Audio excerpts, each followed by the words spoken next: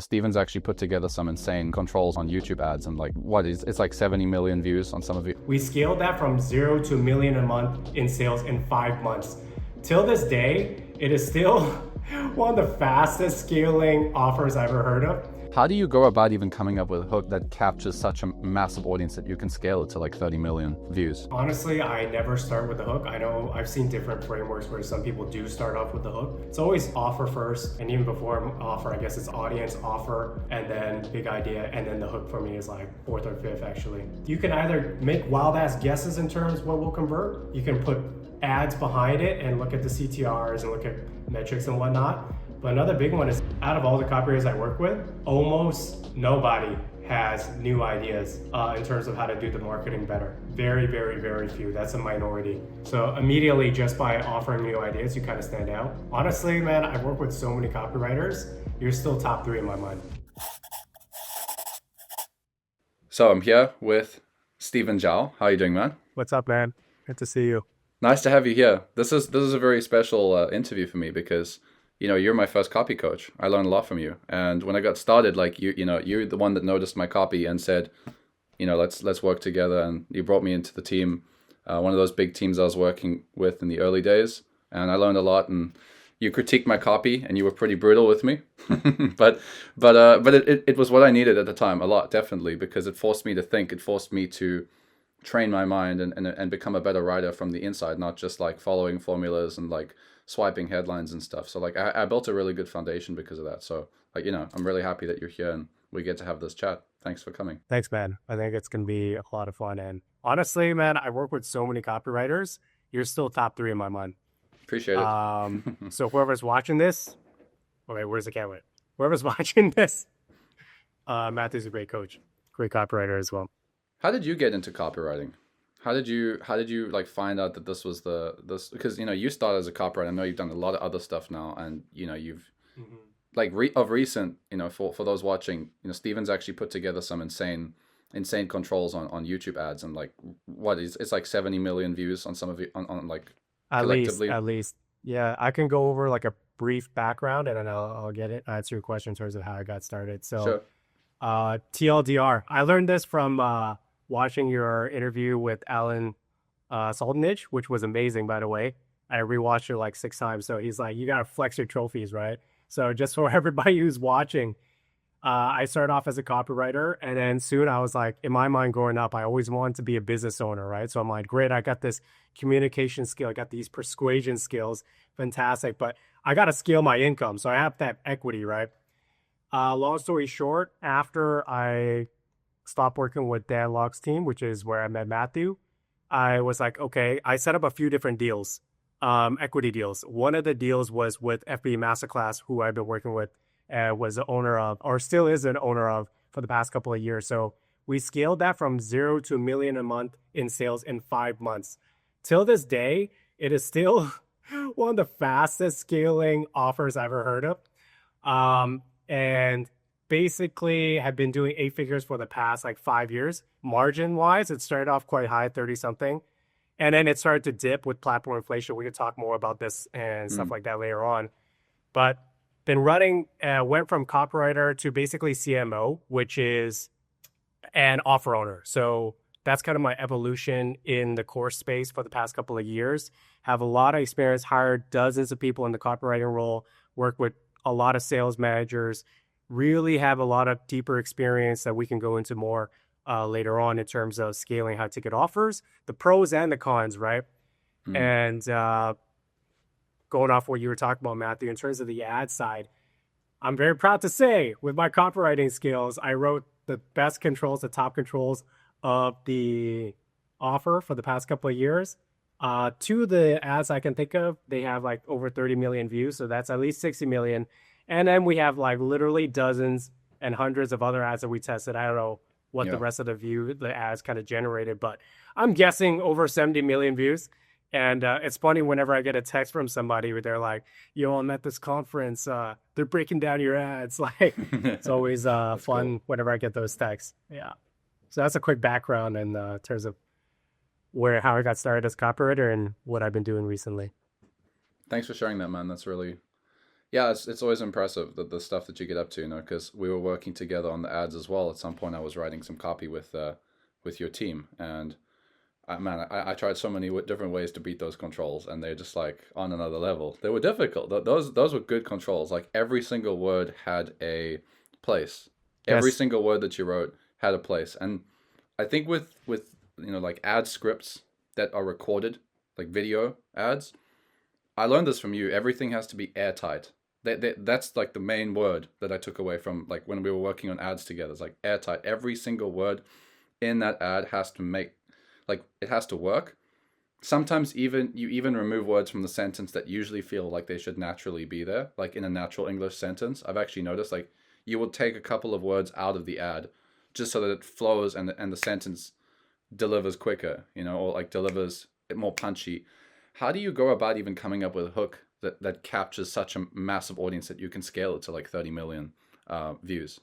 Yeah. So are you asking like how do you come up with a big idea? Is that the question? Yeah, I suppose so. But I mean, it's also like the hook as well, right? Because I think the big Yeah. idea, you might not deliver in that first sentence. But if you Mm-hmm. if you have a big idea, like how do you? Okay, so let's say you got an offer. You first of all have to come up with that big idea. But once you've got that big idea, like how do you even decide, like what should you lead with to get that audience to be interested in the first place? So the hook, right? So honestly, I never start with the hook. I know I've seen different frameworks where some people do start off with the hook, and which is like the modern day headline, right? And all the kind of old school cop render, like the headline, the headline, the headline, and the hook is pretty much like the headline, especially in YouTube ads, Facebook ads, even in organic as well, right? A lot of it. Um, but I actually like to start off with a big idea first.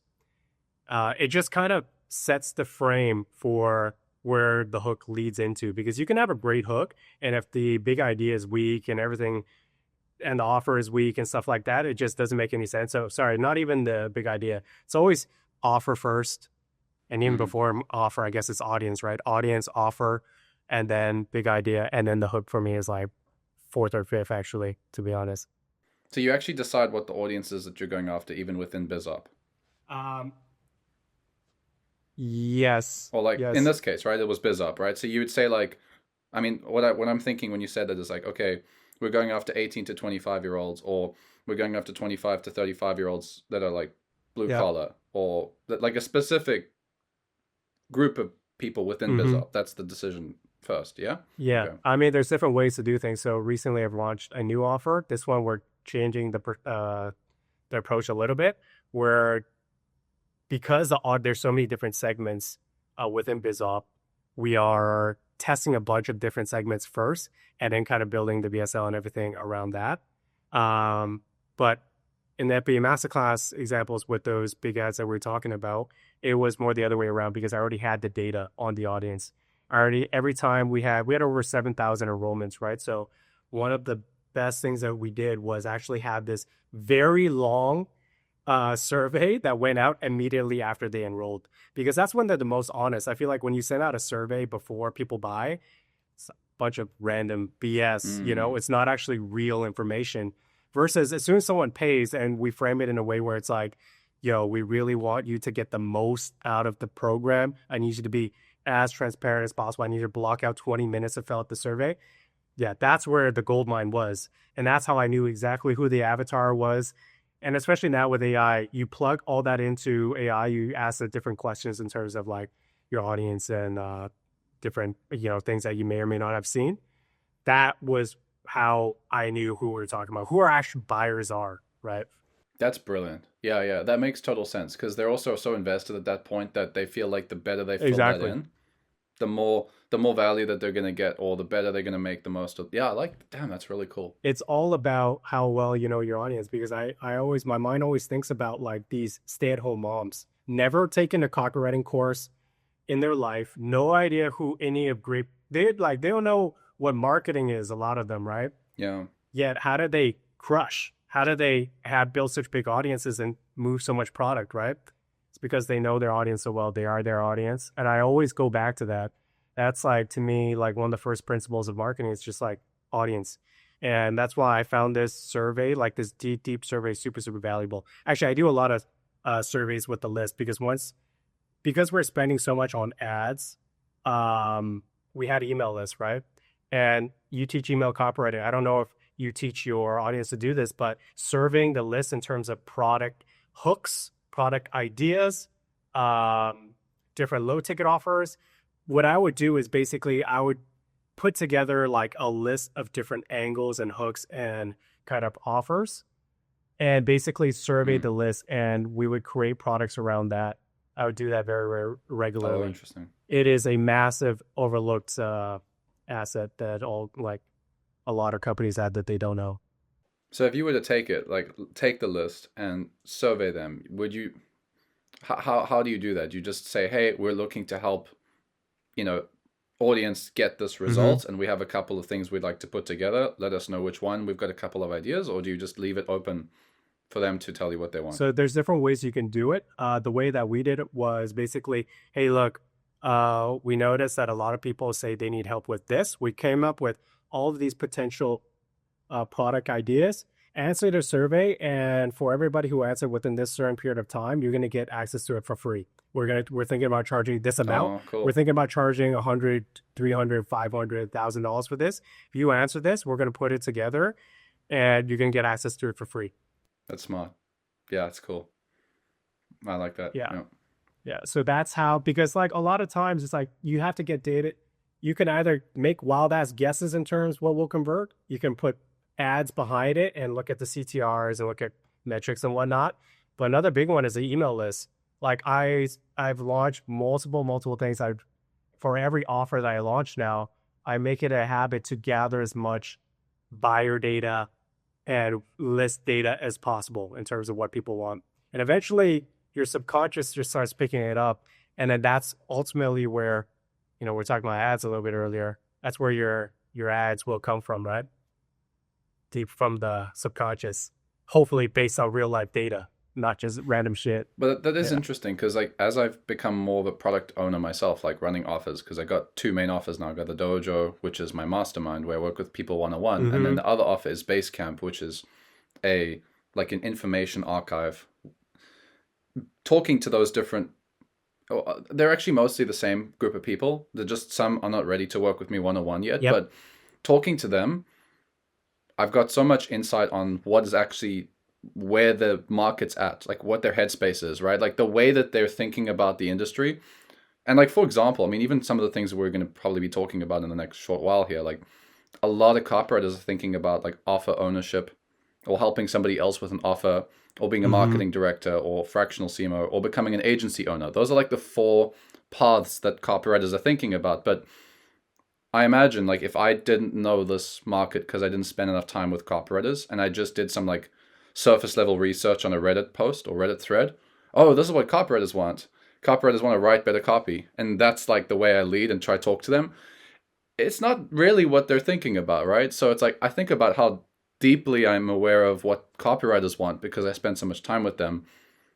And that's why I'm able to talk to them about stuff that they care about. It's like that should be the way as a copywriter you should approach any niche that you're in or any market that you want to get to know. It's not just about the Reddit post. It's like, can you go that deep with that marketplace? Mm-hmm. Yeah. Have you found any writers that you've worked with that are like very, very versatile and they can write in like tons of different markets? Or do you find like the guys that just know one market like inside and out, they're like better to work with? Uh, that's an interesting one. I specifically only work with people who are specialized in, BizOp, things like that, because I look through a lot of people's work, right? And it's just hard to write for multiple industries. I think you could do like two or three max, um, especially if they're like adjacent to each other. But beyond that, I haven't seen someone who's like a crazy financial writer, writes to like Agora, old school conservatives, Gen X conservatives, and also someone who speaks to like millennial, I don't know, like, or Gen Z social media. It's just very, very different. I remember in your interview with Alan, he was also saying the same thing. It's just like very difficult to write to many different audiences. So it's not just product. It's not just like picking a niche, but also it's like product market fit with the Mm-hmm. copywriter. Mm-hmm. You could be the best copywriter in the world, but maybe you're just writing for the wrong audience, wrong industry. And then that's why you suck. All right. Maybe you don't suck. Maybe Yeah, that's why that's why you're you're mid. mid. I mean, that's why you're mid. That's why you're Yeah, scared of yeah. AI. That's why you're afraid to not be able Mm, to stand out, mm, right? Maybe you could just be writing, you're forcing yourself, or maybe you're saying yes to too many opportunities. This person needs this, and they're in this industry. You're like, oh yeah, I kind of have experience in that, when really you have none. You have no edge. At the end of the day, I feel like one of my main principles in life that I really believe in is what Naval Ravikant says, right? Most of life is a search for who and what needs you the most. hmm. I like that. Most of life is a search for who and what needs you the most. It's just like the friends you have, the career that you choose, the industry that you write for, the type of offers that you launch, the types of businesses that you start. Yeah, like I thought about like, launching like, oh, like a Mm. tech startup, right? Live that Silicon Valley dream and stuff like that. But is that the right product market fit for me? Maybe it's a self-limiting belief. And I'm still open to it, right? But I spend a lot of time thinking about like who and when needs me the most. What is the edge? Because that's how you compound the most edge. And ultimately you need an advantage over everybody else. Do you not believe in that idea that we can all be super successful copywriters, all in the same niche? I don't know, man. Yeah. I don't think Well, I don't so. think so. I think a lot of people will say that because it's self-serving, you know? To say like, oh, Yeah. Yeah. you can all do it because there's so much opportunity. But the information space, at least info marketing, I think it's a very small space. From what I've seen, like the I work with, let's say, this copywriter and this copywriter, and then for some reason they both know the same like marketing director, or they know the same sales director, and they're like supposedly in completely different spaces, but it's like no, actually they're just one mutual away from a whole other group, and then that group's like only one mutual away from a Mm-hmm. whole other group. So you actually, if you mess up, you could burn your reputation pretty easily with like the whole community. So it's actually a lot Yeah. smaller. It's actually a lot 100%. smaller than people make it out to be. So, but before we go further, because we're definitely, this is something interesting, like your experience working with copywriters, and I know I was going to ask you a couple questions about like hiring them and like what you look for and stuff. But Sure. Yeah. before we do, so we got off. You talked about the audience and how important that is, and I think just that alone is like people don't know Mm-hmm. really what their audience is thinking about. They're like on a vague level know. They've asked ChatGPT to Mm-hmm. tell them a little bit more. They kind of know basic surface level Yeah. stuff. They haven't gone deep. Okay, so then you move into like the product. But for most copywriters, that's like already somewhat established, right? If you're working with a 7, 8 figure, like the product is mostly there. Maybe the way you frame it is. Mm-hmm.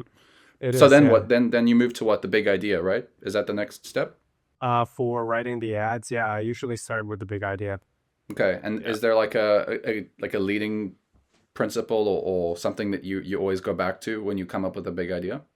I don't really have a framework for a big idea, to be quite honest with you. I feel like it's like after doing a lot of research and I actually don't think I told you about this before, but did I ever tell you about like working with No, I Paris don't think so. No. and how much okay, so like I learned copywriting, of course, starting off with working with Dan. And then, but where I really developed my copywriting chops was with Paris and Propolis. And it was a hardcore, I think it was a year and a half. I can't remember Damn. the exactly how long it was, but every week or two, I would jump on these like 2 to 3 hour calls. And man, it was like very, very, very, very intense where he would just literally criticize if like a comma was off. They're like, what is this? Damn. Or like any little thing, he would just like destroy you. Um, but he used to always say, like, the campaign or the copy is won or lost in the research. So that's why going back to the big idea, it's like, for me, it's like after you do so much research, while you're researching, Mm, ideas just come to you. At least that's what yeah. happens to me, right? And if I'm really stuck, usually that's a symptom of a deeper problem. The deeper problem is you don't know who the fuck you're talking to, because if you know who you're talking to, there's endless topics you could It's talk true. about. And I mean, I don't know how practical that is, but if you want to get very practical, one way that I guess, think about big ideas, of course, through the research process, you just start taking notes. But also, I feel like every industry has different metas that float around. the zeitgeist has different ideas that are very hot and trendy at a time. So BizOp goes through different things. Like for example, one very trendy thing was like boring businesses, right? This was like I think last year or something like that. Um, there was a point in time where like people are so burnt out from crypto, people are so burnt out from like all these different offers, where it's just like the new biz off is actually do boring businesses. That's kind of the meta. Yeah, That's kind yeah. of the psychology. What's in the zeitgeist, right? What's in the collective unconscious of the world. So I always, whenever I'm thinking about big ideas, I also try to think about what is in the zeitgeist of my industry right now. What is in what is kind of the meta, right? There's different words you can call it: the zeitgeist, the Hmm. collective unconscious, this the meta of the industry. So that's another way, right? Think about the meta and try to tap into that. You really can't know too many industries then, like if you want to go to the point where you create controls, because I can't imagine. I could see like maybe bringing ideas from a different industry into the industry that maybe add a little bit of flavor, but you'd still have to know what the meta is, like what the, because if you bring the wrong idea into the, well, not wrong idea, but just something they're not really thinking about, doesn't, it's not going to land, right? But if you know that industry super super well, I mean, I just bring it back to copywriting for me, because right, I'm like always talking to copywriters on a 101, like literally every single day. The problems that they have are like, Mm-hmm. I can list their problems.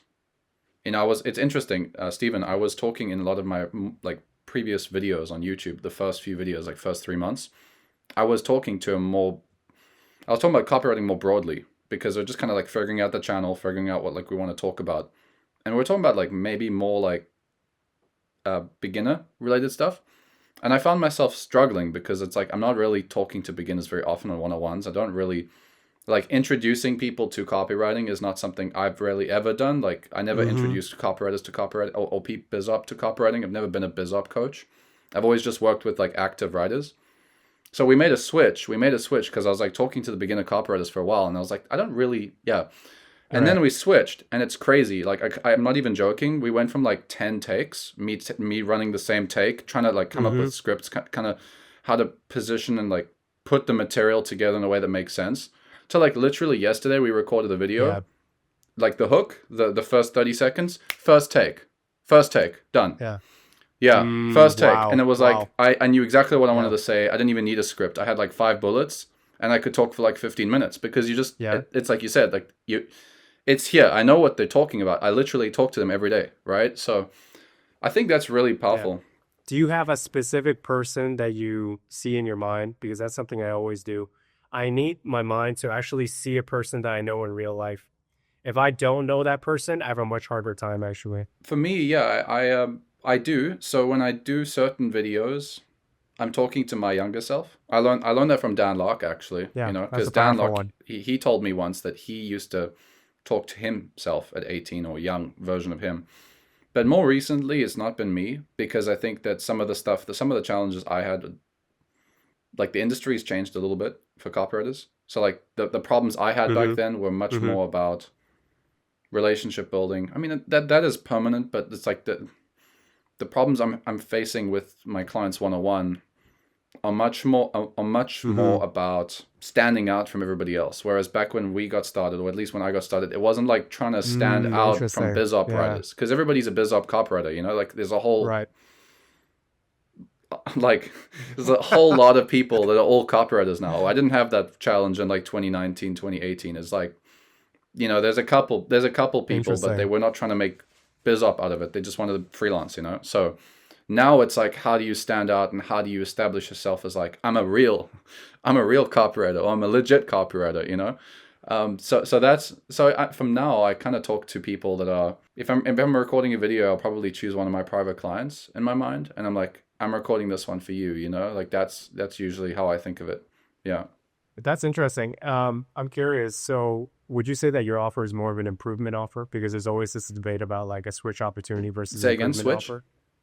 A switch opportunity versus an improvement offer, right? Would you say yours is more of an improvement offer? Yeah, well, my philosophy is that the people I work with are going to be successful anyway, and they're already. It's Mm-hmm. it's not 0 to 1, right? Yeah. It's like they're already at 1, so I'm Right. multiplying, or I'm helping them multiply. So it's like, yeah, improvement. It's like I'm taking them from, they're here, they want to get to, let's say, 20K a month or something, 25K, and I'm just helping them close that gap faster. I'm like collapsing time. I'm not really giving them something that they would find out eventually, like whether it's with me or they hire 5 other coaches and they have to like bounce between them and kind of figure it all out by themselves. Like maybe my goal is to save them 3 or 4 years of making they're like being lost instead of just like here's how to do it, right?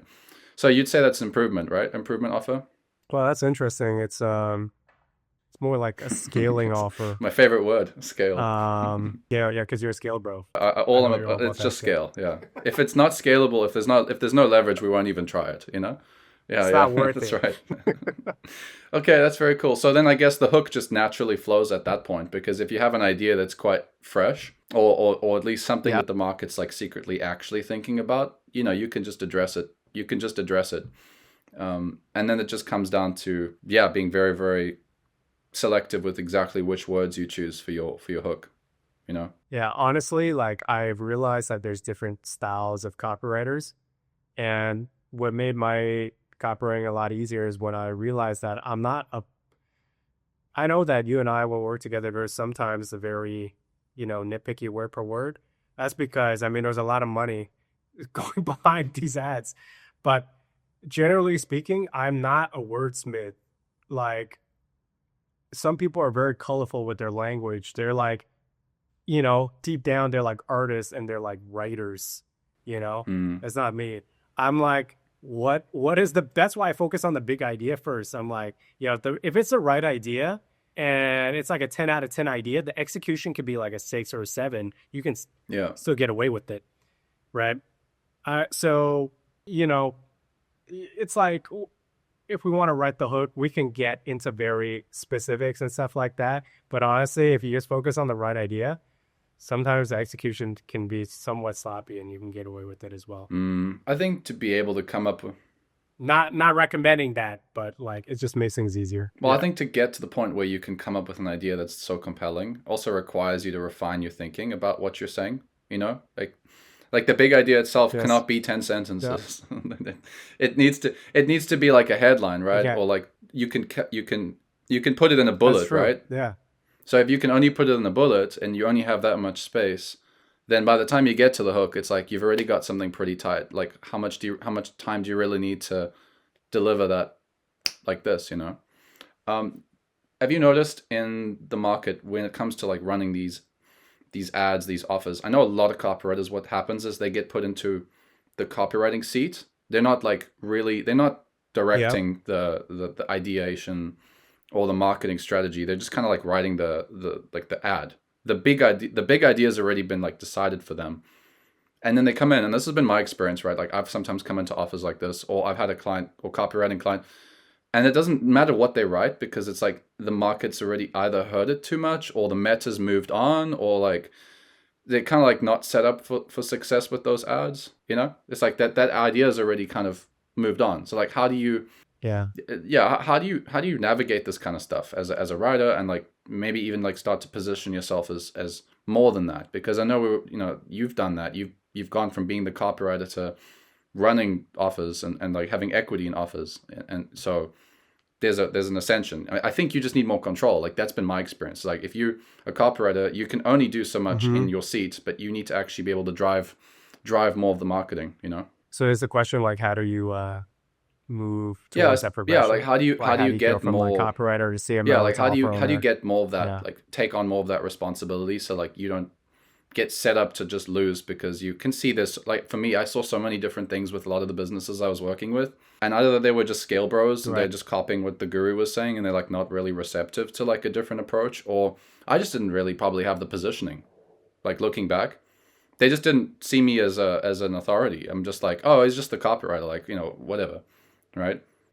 It's that's an interesting one. I think you're absolutely right. I think it is a positioning thing and authority thing. Like if you can, I'm just trying to put myself in the shoes of like a copywriter.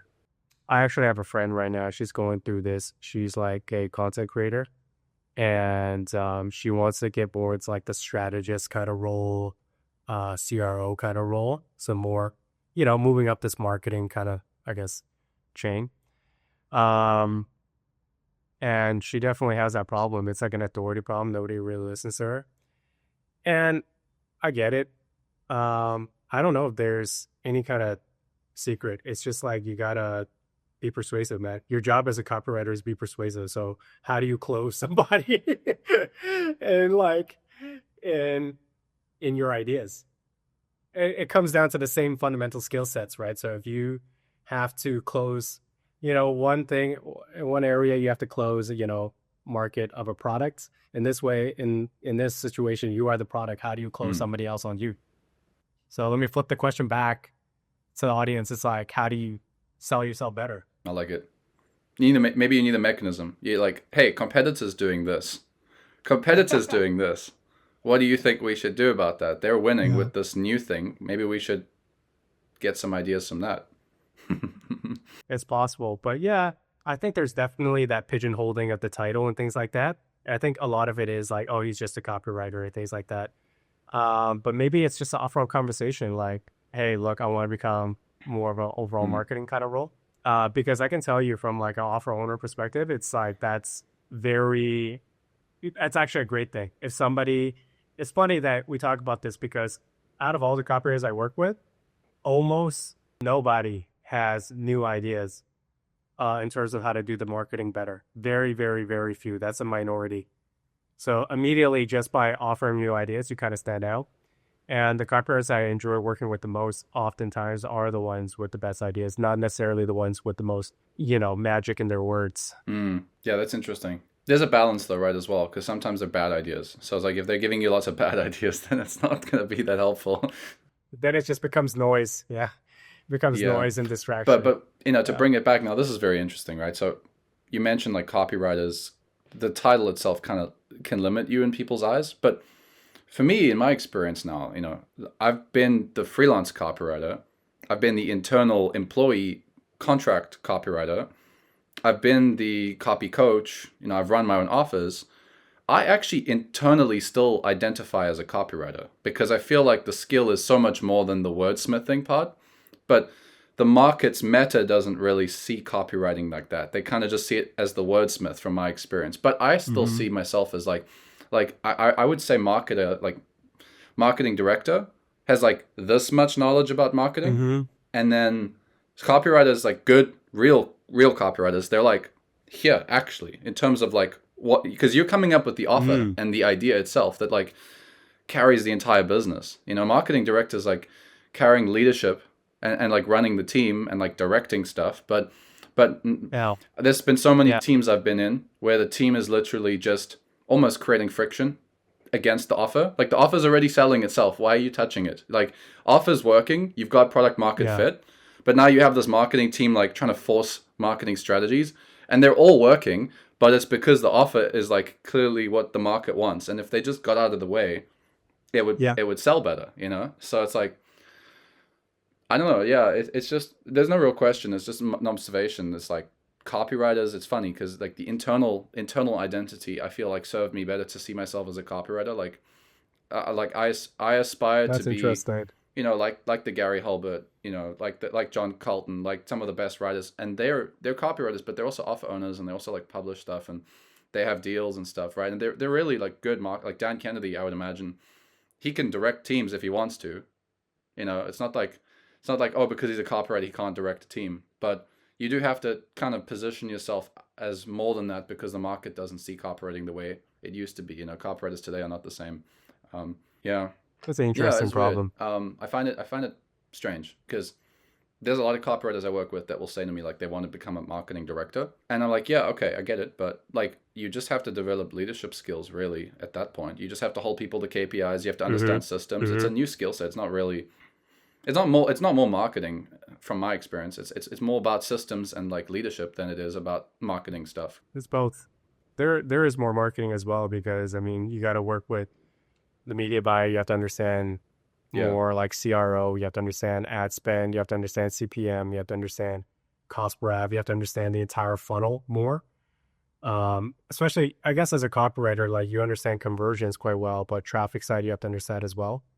And then you have to understand how that, especially if you're in the high ticket space, how marketing overall interacts with sales because they're two Mm. sides of the same coin. Yeah, so there is an expansion in more than just leadership and management. That's like one Hmm. piece of the pie, but there's also an expansion in terms of marketing skill set as well. Do you also think copywriters could develop those skills without having to be marketing directors? Like, I've got a couple of copywriters I work with that really know ads. Like, some of them were even previously media buyers, and then they come in like as a full stack ads copywriter because they like know that world. Hmm. That's very valuable. Yep. That's actually quite good, you know. So I might be biased because of my own experience, but before I had the same mentality, right?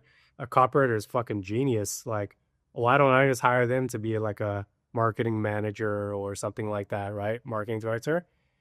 There's a big gap in skill set because they just didn't understand the bigger picture or like how they fit, how copy fits into more of everything else. But you're absolutely right. There's probably copywriters out there who do understand media buy, but I don't think Mm. that's So the you'd majority. create like a very powerful Yeah. advantage if you had all those other skills. Then, I would say that you become more well rounded. interesting. Mm. Well rounded in the sense that you can solve more types of problems, right? Copywriting, you solve very specific problems, how to get attention, how to turn attention into, uh, you know, leads and leads into sales, right? And then Hmm. ascend and things like that. Handle objections. That's a very specific skill set.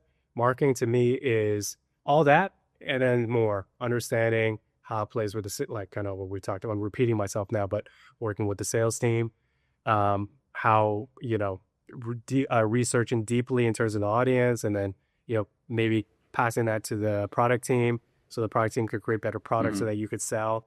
Whereas I don't think copywriters really do that. You learn more about the audience so that you can position the product a little bit differently, but it's a little bit of a different skill set from my experience because I definitely tried to hire copywriters and be like, hey, like just run the entire marketing. Interesting. Yeah. This is, Yeah.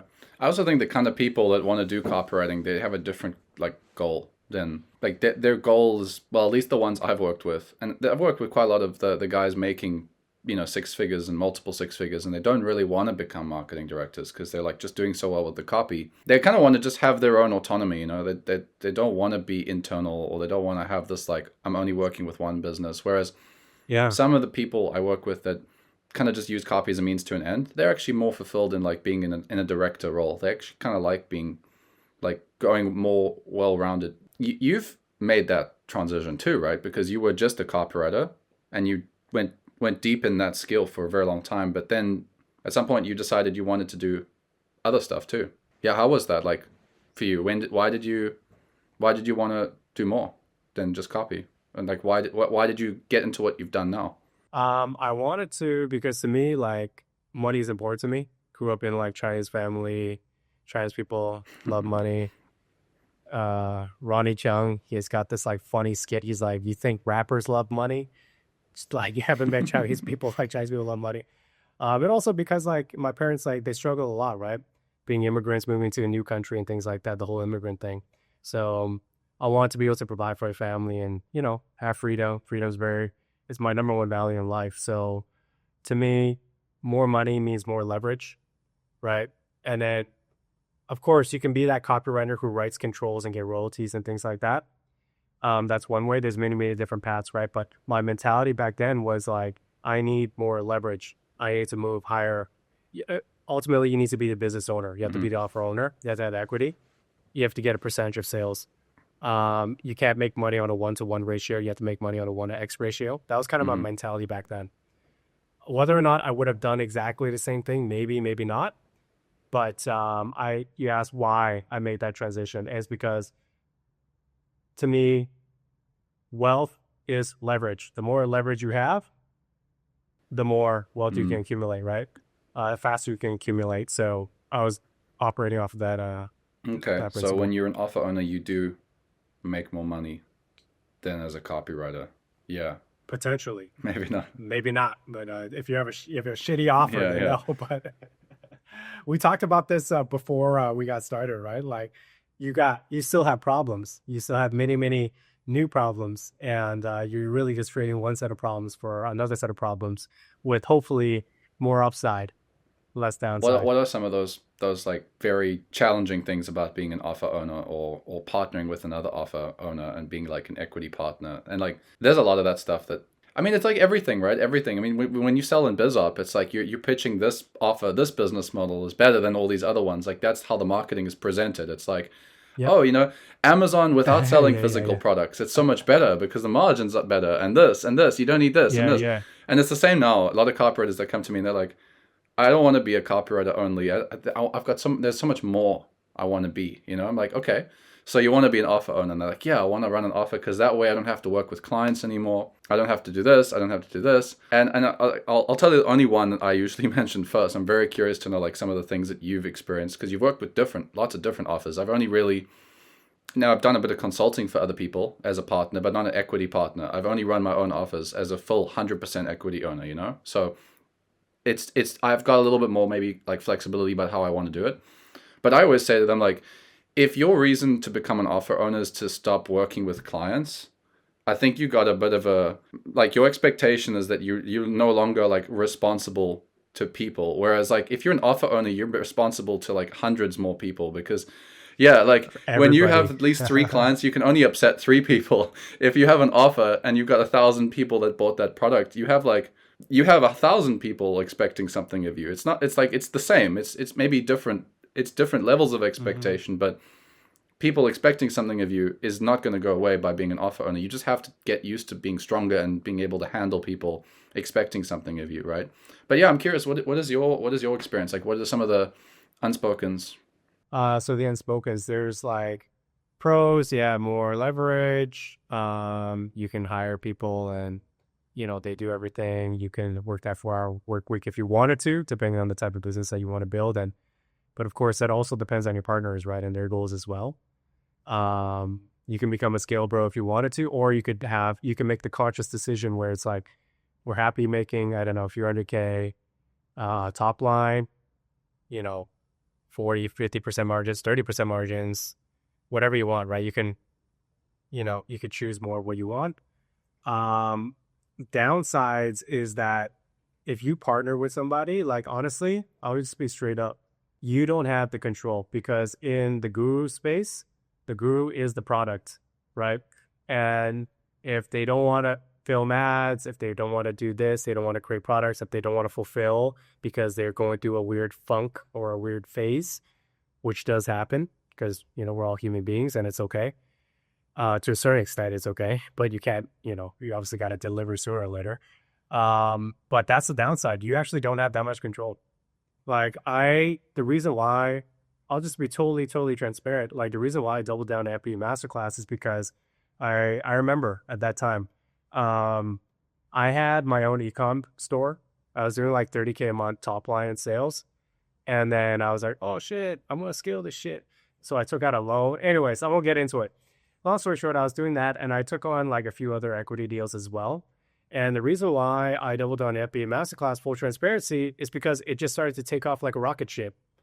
And, you know, that's the main reason. Yeah, There's yeah. no other reason. uh, I was doing a lot of other things, right, at the time. And then I was like, okay, this is happening. Perfect. And then I was like, I can't spend all my time in the weeds writing copy anymore. I naturally had to hire other copywriters. And then, it kind of, you could say I fell into it, right? That's the main reason. And I had to deal with a lot of the downsides. The downsides being like what we talked about, right? The guru is the product. Mm-hmm. A lot of people say, "Oh, I'm going to remove my face and Exit what exactly? If your product is your face, yeah. exit out of the." Yeah, exactly. So I don't know about that. Um, That's funny though. That's a like so every that's like yeah. that's one of the big downsides. So honestly, like I think that's one of the biggest downsides. You have control, limited control. Mm. It's not like you're the offer owner, you are the face. You have more accountability because it's your reputation on the line, right? So the flip side of what I just said is that you don't have the control, but if something does crazy does happen, right? It's the guru's face reputation that's on the line. Interesting, yeah, yeah. You're kind of behind the scenes. You can actually just hire out your role and have a minimal role, right? Depending, obviously, you need to talk to Ian. There's more decision makers, so that makes less flexibility, Mm-hmm. less autonomy. So I did it because I was in a situation where it just happened. So I'm like, okay, let's do it. But other people, if you have an opportunity as a copywriter right now, I would say why not? Like if you have an opportunity to earn a percentage of equity, you have to increase your responsibility, and obviously you have to deal with Hmm. more different types of problems with partnerships. Anytime you get into a partnership, there's more layers of complexity, right? So if you're in a position to do it, I'd say why not?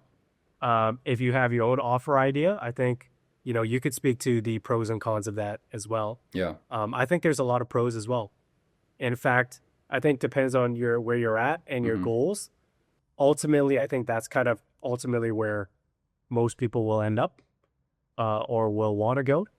But there's pros and cons. For sure. I mean, from my perspective, right, I have full control over how I want to do things, and that's aligned with my goal. Mm-hmm. That's why I never wanted to partner and have equity with somebody else because I think, well, at least, I think many copywriters become copywriters because they want the control and freedom to do whatever they want, right? So when I was always like, I mean, I was offered a couple of deals. Like I had a deal where I was getting profit share at some point. I was making six figures plus profit share Mm-hmm. as a not an offer owner, but like the marketing director, And I was like, man, this is not. I'm scaling this company. When you're in the info space, the marketing department is like the business to some extent, because like you know, It it's is. like A if you lot have of it is, software, yeah. then you have development, and if you have ecom, then there's like I imagine like operations and fulfillment. I'm not very familiar with ecom, but like with information industry, Mm-hmm. most of it's the marketing team. Like I look at the marketing director as like the guy that's like scaling Mm-hmm. the thing. Um, I mean, the CEO, if he's the face, then yeah, he's contributing. But if he's not the face of the business, like as the marketing director, you could either like scale it or drive it into the ground. Like it's pretty easy for you have that kind of control over what happens, right? Yep. So as the marketing director, I'm sitting there in this position, and I was like, great company, like nice people.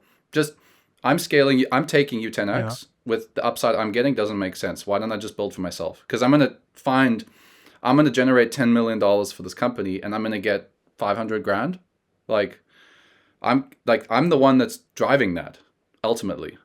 So it's like yeah. So for me, I was like I don't want to do it that way. And then if I had equity, maybe. But then again, it's like the CEO like sets limitations. It's like I want to scale, but I also don't want this. I also don't want this. I also don't want to do this. I also don't want to do this. I don't want to do Instagram reels. I don't want to do this strategy. I also am away half the year, so like you don't want to record content on those. It like there's like all these things you got to like Yeah, these are real things. These are real yeah, and situations it's that you're like oh, talking so about. you don't want to record content for 3 months, Yeah. but we also have to try find a way to stay top of mind, and like predict where the market's going to be 3 months from now. Like, what if something big happens? We can't record ads that talk about those things just because you're not even available, right? It's like it gets tricky. So yeah, being my own offer, running my own offers, it's like I can switch based on yeah. It's all control. Yeah, you have So that's 100% that's control. great. So I actually That's right. find like for most copywriters, like if you're able to scale all these other people and you're good enough that you can make them all that money, why not just double down for yourself? Since your goal is originally to have complete freedom and autonomy, like partnering with somebody could be really good. You could Yes. make money, but maybe it's just a step towards becoming your own, like running your own stuff because you have more autonomy. I think you have more autonomy, and the cash is better. Oh Yeah. no, you 100%, a hundred And the percent. You have profit's more better too, autonomy. right? Yeah. Because like I don't have to share profit, like I don't have to share equity Mm-hmm. with somebody. And yeah, like the other thing is like you sit there when I was working with these other businesses as like a director, you sit there in these executive meetings, and it depends on how the CEO wants to run his business. Sometimes I'm sitting there I'm discussing a marketing strategy with the director of finance. I'm like why are we chatting about this? Like what do like or the success director. I'm like oh, we're gonna sit there for 2 hours, and the like customer of success director or director of customers, he's gonna give me his perspective on like the marketing strategy. Like, okay, I don't know. Like, it's annoying. Like, I gotta sit here and like sell my idea to like all these executives without just being able to say, hey, let's run a funnel for 2 weeks and see what happens. Whereas with my own offer, I'm like, yeah, let's make this offer and see what happens. Just to throw it out there, like test it. But like, when you talked about like the list of buyers where you gotta like you can test, you can survey the buyers. Yep. If I were to try to do that, I'm thinking back to one of my clients I had to ask them, hey, I'm thinking of building these 5 products. I'd have to literally flesh out each product and what it looks like in terms of delivery to the customer success team before even being able to like pitch it in the email, right? Just because, So I think it depends on your deal structure, and what's what you have to do and what kind of business you want to build. These, yeah, sitting down with the finance team and things like that. I think for most copywriters, that's not what you want to do. For me, it's like it's funny because we talked about identities before, right? mm, For me, my core identity ever since I was a kid is I'm a business owner. Like marketing, copywriting, that's cool and stuff. Sure, why not? But I enjoy understanding financials, what creates cash flow. So that's a big advantage for me. Whatever business I want to build, I can actually understand, okay, how does top line lean into profit, lean into free cash flow, how to make decisions in terms of allocating resources and things like that, right? So it mm, depends on your personal goals. For me, I always wanted to understand the game of business. Not saying that you can't do that as an offer owner yourself as well, mm, right? mm. Because you 100% can if you wanted to. But that for me was like not really a downside talking to different departments. Yeah, I interesting. understand, like, because now working with the sales team and all the setters, at one point we had like, I don't know, like 12 full-time closers and things like that. Yes, it's a fucking pain in the ass Mm, managing people.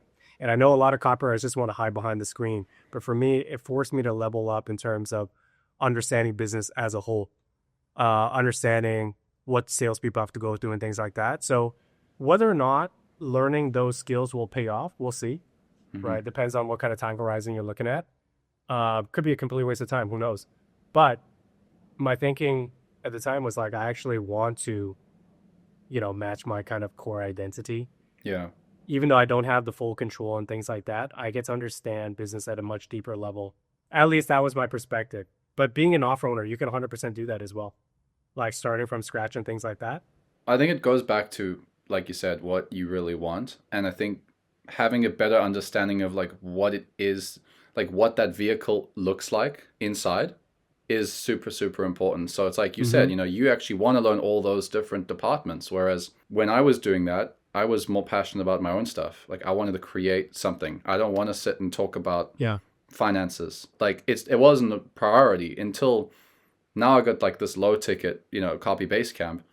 I'm interested in profit margins with that because now I have a team that's supporting that. So I'm like, okay, I actually want to look at the numbers, and now it makes sense, right? Like now it seems to be more of a priority, whereas back then everything I was doing was 100% take home profit. Everything's profit. There's no margins, right? Because when you're a copywriter, you have 100% profit. Right. And actually, that's another interesting thing. Like being an offer owner, if you have a paid ads model and a high ticket paid ads, you could have a guru or scale bro say like, oh, we just got like the ClickFunnels award.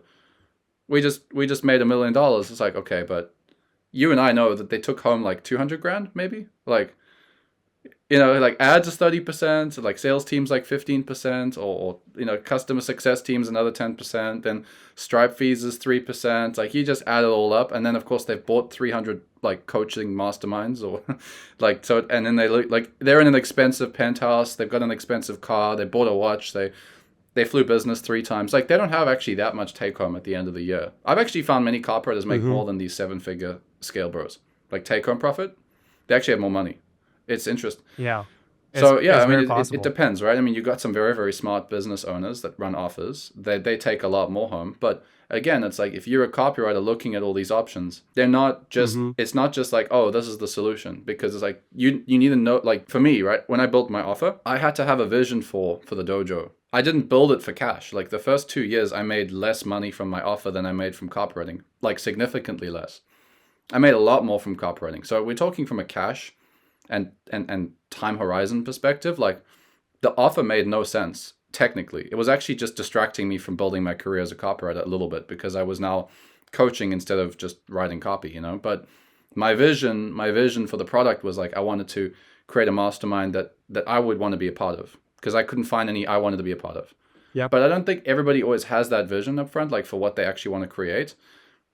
So it's like that's also part of it because the other thing is you build a product that you don't even like. Like I built three other products I never actually launched that nobody's ever seen. Same. And I've launched I my own just products don't as well. like I don't Fuck, like them. I I don't hated like the it. product. I Like hated in it. my head it looked way better, but like $10,000 later, I'm like I hate this thing.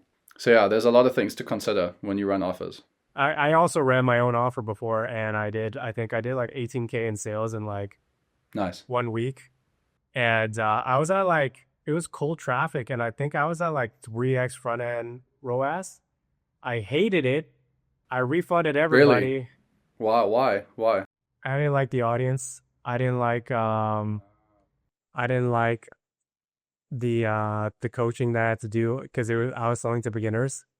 And I was like, That's something people don't think about. I They're don't like, enjoy this. yeah. I'm like but the good thing is I scratch my own itch, you know.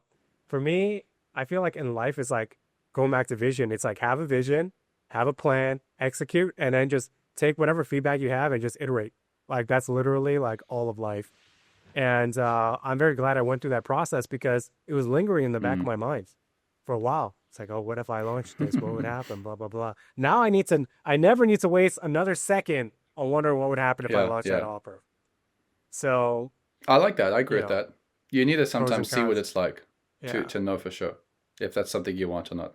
Like being a marketing 100%. director. And that doesn't mean that I won't launch. Yeah, that doesn't mean that I won't launch my own different offers in the future, right? That was just one specific iteration of a product, Mm. one specific avatar. You know, there's many, many different ways to launch different things. So if you're a copywriter who wants to take your skills to the next level and you want to do this and you've heard all Yeah. the like potential downsides and you're like that's okay. I want to make a crap ton more. I want the leverage. I'm willing to learn all these additional skills Yeah. to copywriting and go deeper with my marketing skills and copywriting skills.